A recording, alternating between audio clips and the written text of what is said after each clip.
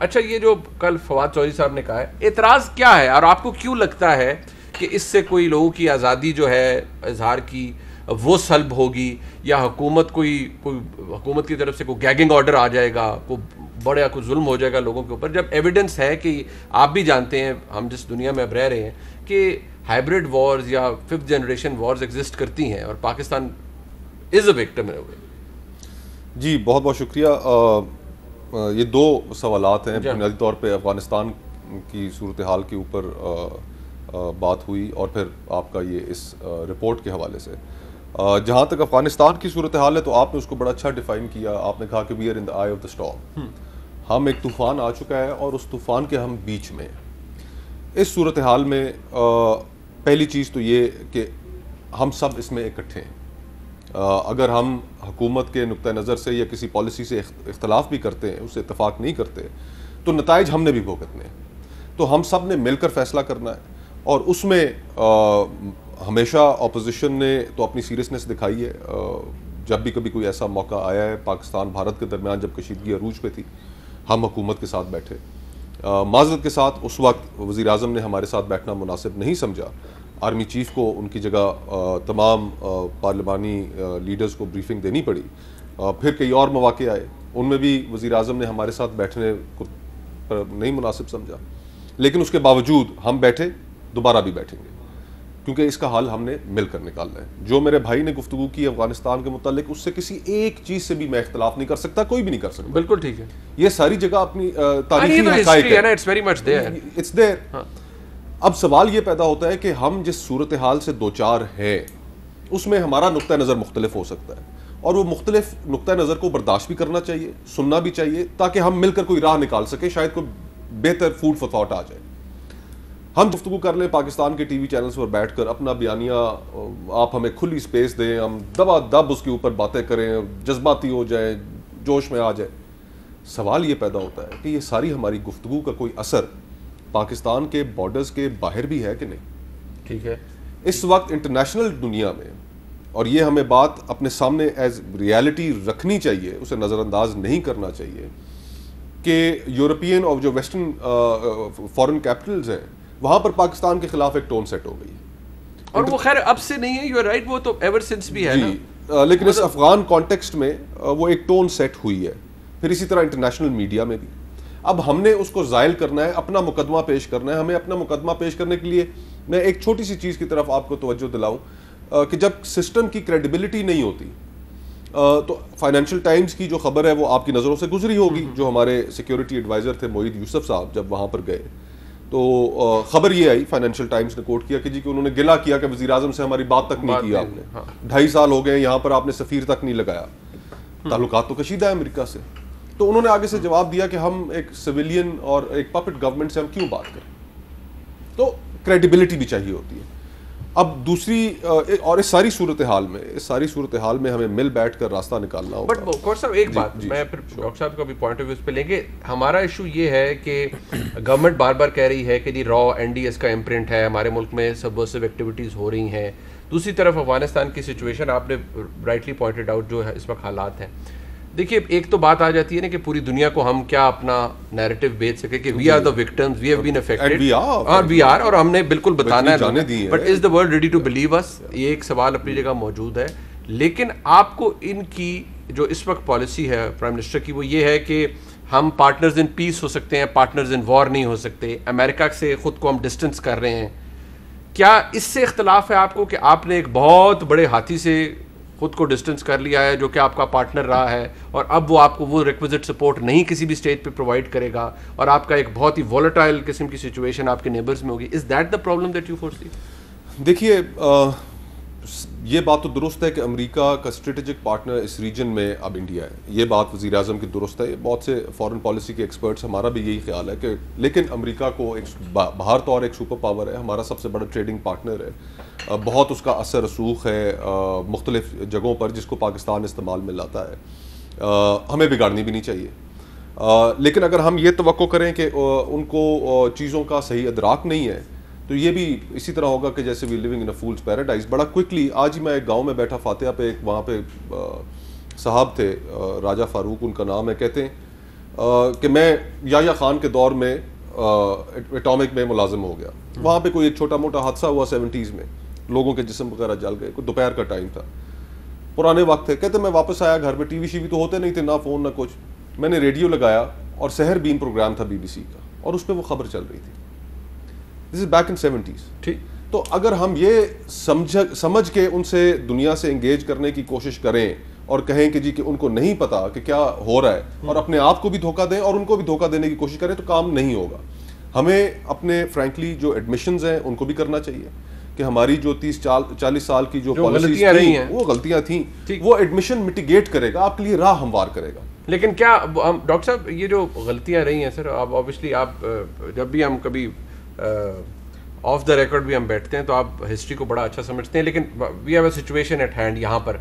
आपको हुकूमत की इस वक्त या प्राइम मिनिस्टर ऑफ पाकिस्तान, उन्होंने बहुत सारे फैक्ट्स बता दिए हैं, इंडिया का स्ट्रेटेजिक पार्टनर अमेरिका है, हम नहीं हैं, और हमें किसी फ़ोन कॉल का इंतज़ार नहीं है, हमारा इन्फ्लुएंस अफगान तालिबान पर ना होने के बराबर है। और लेकिन सवाल ये पैदा होता है कि जब इन्फ्लुएंस नहीं है तो कोई हमसे क्यों बात करेगा, फ़ोन हमें क्यों करेगा या हमें अपने साथ क्यों रखेगा?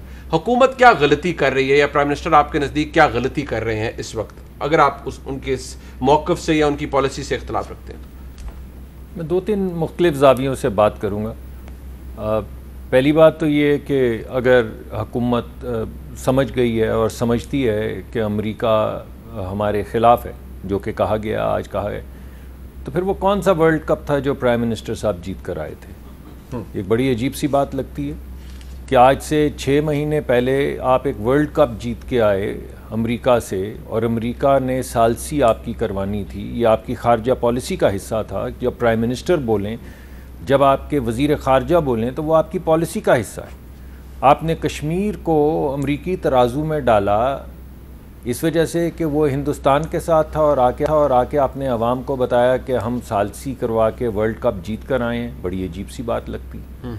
लेकिन अगर एक घड़ी भर को मान लें कि असल में हमारा स्ट्रेटेजिक पार्टनर जो है वो चीन है और अमेरिका नहीं है, या अमेरिका का स्ट्रेटेजिक पार्टनर हम नहीं हैं, इंडिया, भारत, तो फिर हमने चीन को क्यों गाली निकाली? आपको याद होगा, आते ही जब वज़ीर आज़म ने पहला पूरा साल CPEC के मुतल्लिक जो कुछ कहा, CPEC के मुआहिदों के मुतल्लिक जो कुछ कहा, उसके जवाब में चीनी सफ़ीर ने लाहौर चैम्बर ऑफ कॉमर्स में जो तकरीर की, जिसमें जाने से पहले वो ये कह के गए कि Pakistan is not our destination of first choice. तो वो $45 बिलियन की जो क्रेडिट लाइन उन्होंने पाकिस्तान के लिए क्रिएट की, 1 साल के सफ़र के अंदर हम उनके पार्टनर ऑफ फर्स्ट चॉइस नहीं रहे, तो उस वक्त ऐसा लगता था कि शायद अमेरिका, जिसने वर्ल्ड कप हमें जिताया, वो हमारा स्ट्रेटेजिक पार्टनर है। तो सवाल मैं आपसे ये उठा रहा हूँ कि हमारी खारजा पॉलिसी है क्या, या यो है कि एक दिन हम मलेशिया और उसको तुर्की को खुश करने के लिए सऊदी अरेबिया और UAE को नाराज़ कर देते हैं, फिर हमारे चीफ जाते हैं सुलह सफाई करवाने के लिए, फिर एक दिन उनको नाराज़, इनको खुश करने के लिए उनको नाराज़ कर देते हैं। कभी कहते हैं कि हमें रोक दिया गया, फिर कहते हैं हमें नहीं सुनना चाहिए था, फिर कहते हैं हमें चला जाना चाहिए था, फिर कहा अगले साल आ जाए। सर पर एक मिनट, ट्रम्प के बाद भी बहुत सारी सिचुएशन बदल गई। नहीं, ऐसा नहीं, ऐसी कोई बात नहीं है। ये क्या कोई यो गेम है कि ट्रम्प के बाद दुनिया बदल गई? भाई ये एक मुल्क है, पूरी दुनिया के अंदर उसकी एक खारजा पॉलिसी है। ये जो तब्दीलियां जो अब नज़र आ रही हैं, ये तब्दीलियां 9/11 के बाद से आनी शुरू हो गई थी। हमारी तो फॉरेन पॉलिसी जिस तरह से मदद के साथ जो विड्रॉल जिस तरीके से US ने किया है, बेतुका किस्म का और एब्रप्ट विड्रॉल, इसने हालात को बहुत ख़राब किया। बिल्कुल आप ठीक कह रहे हैं, मगर वो तो 4-5 साल से कह रहे थे कि हम जा रहे हैं, बट इस तरीके से मतलब दुम दबा के भागने वाला काम। मैं तो बिल्कुल, हमने दुम दबा के भाग गए ना वो, अब तो भाग गए।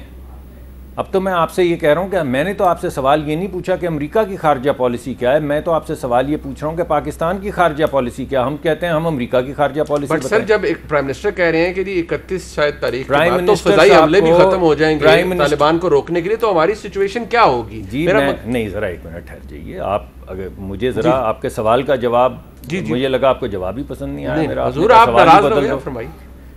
दूसरी जो अहम चीज़ है वो आपने शुरू में की, अपना मुकदमा पेश किया कि ये एक नाजुक वक्त है, और मैं अग्री करता हूँ। जो मेरे भाई फ़ारूक साहब ने कहा है, जो खोकर साहब ने कहा, मैं अग्री करता हूँ। और इस वक्त हम सबको बराबर मिल के अगर हुकूमत की खारजा पॉलिसी हम समझते हैं कि उसमें झोल है, तो हमें मजबूत करना है ना। इस वक्त तो कोई ऐसा वक्त तो नहीं है कि इस वक्त हम सिर्फ तनकीद करते रहें और हुकूमत के हाथ ना मजबूत करें। तो हुकूमत के तो हाथ हमें मजबूत करना है।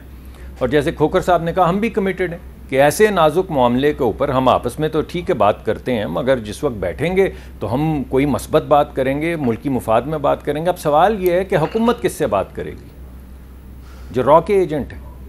आपने जो शुरू में कहा कि 5th जनरेशन वॉर चल रही है, हाइब्रिड वॉर, भारत तो कर रहा है और अफगानिस्तान तो कर रहा है पाकिस्तान के खिलाफ। तो जो हमारे वजीर हैं इंफॉर्मेशन के, कल जो हमारे भाई हैं, दोस्त हैं, आपको पता है हमारे दोस्त हैं, उन्होंने जो हमला किया है जिसमें उन्होंने भारतीय एजेंट, इजरायली एजेंट, अफगानी एजेंट कहा है, किसको कहा है? पार्टियों के नाम लेके कहा है। अब उनके साथ बैठेंगे, यानी जिनको आप गद्दार 5th जनरेशन में, कुछ हिस्सा उसमें भाईजान, जो वो उस कुछ हिस्से को क्या करेंगे? जिस हिस्से का आप जिक्र खैर कर रहे हैं, उस हिस्से का क्या करेंगे आप? एक तरफ 5th जनरेशन वॉर, और जो हमारे 5th जनरेशन वॉर के गुरु हैं, जो कस्टोडियन हैं, जो मालिक हैं इस वक्त, यानी वजीर हैं जो इंफॉर्मेशन के, उन्होंने कल 5th जनरेशन वॉर की लॉन्च की, अपनी पॉलिटिकल पार्टीज का नाम लेकर उन पे, सिर्फ हम पे नहीं की। नहीं, वो सर वो पीटीएम के हवाले से की, और साथ उन्होंने, आपको कैसे पता मैं पीटीएम का जिक्र करने लगा? उन्होंने प्राइम मिनिस्टर, उन्होंने इंफॉर्मेशन मिनिस्टर साहब ने खुद ये तो नहीं मालूम कि मैं क्या कहने वाला हूँ, वो भी सुन लीजिए। वो किसका जिक्र कर रहे थे आप बता दें। हमारा किया उन्होंने, अच्छा, नाम लेके किया, अभी भी किया आपने जो क्लिप चलाया। तो हमसे तो नहीं बात करेंगे फिर? तो पीटीएम तो पहले ही आपने खुद ही आपने भी कह दिया वो तो पीटीएम है, आपने कह दिया। उन्होंने मेनली कहा कि बहुत ज्यादा ट्वीट्स पीटीएम की तरफ से, तो हम भी पीटीएम हुए, हमसे भी तो नहीं कर पाएंगे ना, क्योंकि हम तो एजेंट हुए। अभी उन्होंने कल ऐलान किया, ठीक है। अच्छा, तीसरी बात सुन ले, सिर्फ हम पे नहीं किया। जो वजीर आजम साहब ने कहा था, जिसकी बाद में वो तस्हीह करते रहे खवातीन के हवाले से, कि खवातीन के हवाले से अगर वो ऐसे कपड़े पहने तो बेचारे मर्द जो रोबोट हैं वो क्या करें, वही बात कल उन्होंने नूर मुकद्दम के हवाले से की। यानी उन्होंने कहा कि हर 1 मिनट के बाद इंडिया से ट्वीट आ रही थी। कल कही भाई आप मौजूद थे वहां। बिल्कुल ठीक है ना। अब मुझे बताएं, हर 1 मिनट के बाद ट्वीट तो हमारी तरफ से आनी चाहिए थी। ये नूर मुकद्दम का केस क्या ऐसा है कि वो भी अब भारत को ट्वीट्स उस पर करने चाहिए? डॉक्टर साहब, मुझे सर, नहीं, आपका आर्गुमेंट, अभी मेरा आर्गुमेंट 3 सेकंड या 30 सेकंड आपकी मर्जी। असल इशू की तरफ 3 या 30 में से जो आप देंगे उसमें बात करें। सर आप फरमा लें जी। आखिरी बात यह है कि चले नूर मुकद्दम को भी भुला दें। आज जो अफगानी एम्बेसडर की बेटी के मुतालिक बात की है सुबह आपके इंटीरियर मिनिस्टर ने, यानी को खवातीन से खास लगा हुआ है। यानी कौमी पॉलिसी के ऊपर भी जो वजीर बोलता है, जिसका मतलब पूरी काबीना बोल रही है, उसमें या नूर मुकद्दम का जिक्र आ रहा है या अफगानी उसका अफगान एम्बेसडर की बेटी के हवाले से तो हुकूमत पाकिस्तान ने सारे शवाहिद भाई वो जा भी चुकी है। आज यहाँ बैठ के काबीना के उन्होंने कहा जी हम पे इल्जाम लगाया। मुझे ये बताएं तो नूर मुकद्दम का क्या जवाब आप दे देना ताकि अवाम सुने। आप बताएं चले ये इनकी मौजूदगी में मैं जवाब क्या दूंगा?